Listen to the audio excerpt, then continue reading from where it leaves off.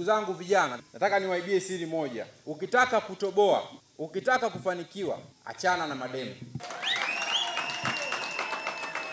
Achana na watoto wakali. Sawa sawa? Utakwama. Hizi fedha tunapewa kwa ajili ya kujiletea maendeleo sisi kama vijana.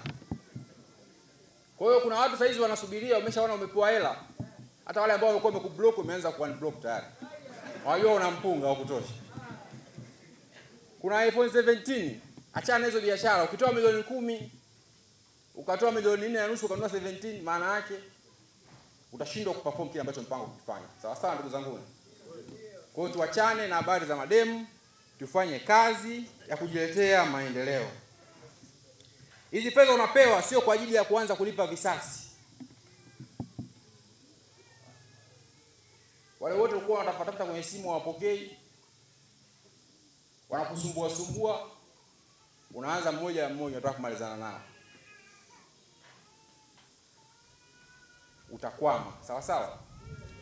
Tuelewana lakini ndugu zangu, vijana hawa. Kwa hiyo wale mademu wakali mtuache, hizi fedha tuna kazi nazo.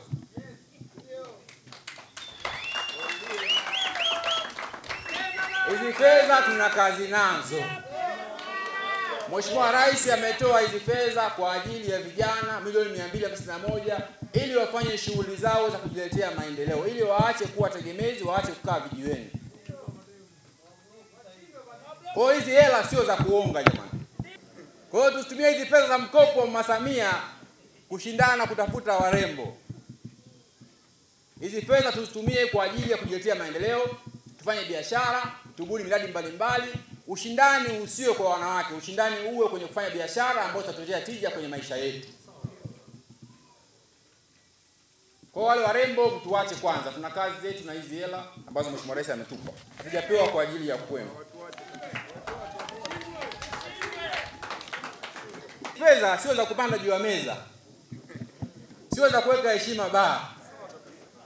Hizi fedha ni kwa ajili ya kufanya shughuli za kujiletea maendeleo. Mheshimiwa Rais ametoa fedha hizi ili kuhakikisha Watanzania hasa wananchi wa wilaya ya Mbozi wanajikwamua kiuchumi. Kama ni biashara bodaboda, fanya bodaboda. Kama ni guta, kama ni bajaji, fanya shughuli yako ya bajaji, acha kukaa kijiweni na kuanza kupiga soka.